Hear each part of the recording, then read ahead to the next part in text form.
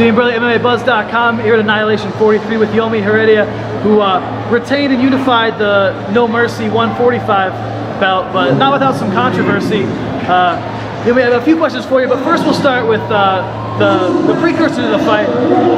The defending champion, David Payne, couldn't make the last appearance, and they had you fight for the belt anyway against a different opponent. It was kind of a champion versus champion match here. Was there any pressure going into this fight, knowing you were fighting a guy who had also won this belt, who was also pretty highly regarded? Yeah, with any title fight, there's always pressure, whether you're the holder or the defender. In this case, we were both, had our belts. We both were fighting for the belt, kind of like GSP and Carlos, So there's always pressure on that.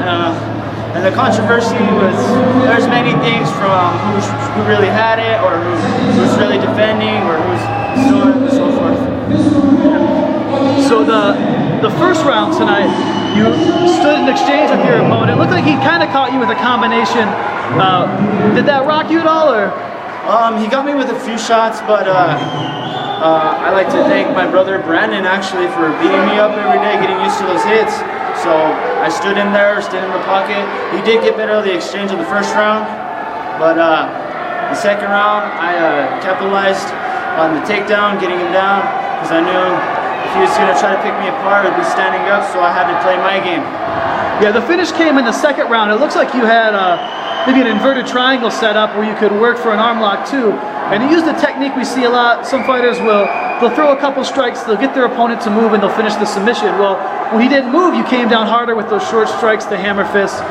He took a lot of unanswered strikes, and the referee stopped the match. So first I'll ask, were you expecting him to move to finish the submission, or were you just trying to pound him out? I was working for both. I knew in a lot of fights, you have to punch him out, or you have to do something to get a submission instead of just grabbing for it. So I was working those punches, waiting for my armbar or my triangle. But I guess the ref heard him say ow or something. I don't know what happened, but he stopped the fight, and then I just took it from there, because I can't be helping him out or him helping me out if the ref hears whatever he hears. Yeah, your opponent did pop right up. It looked like he was still conscious, still all there, but at the same time, he didn't really escape your position. It seems like you could have just kept landing strikes. So I have to ask, do you agree that it should have been stopped? Do you think you would have just kept hurting him? I think the decision is up to the refs. I was working to finish anyway, so who knows what could have happened in the next 30 seconds or so. But I was planning on finishing the fight, and I did finish the fight according to the refs. So I'd like to thank David Payne for fighting me anyway. Hopefully in the near future or whatever, we can fight again and redo this whole thing. And you mentioned your brother Brandon as well. Did you get a chance to watch his fight? Very quick finish there. Yes, he's a very talented fighter. I gotta give it to him. He has a hard head, take a lot of punishment.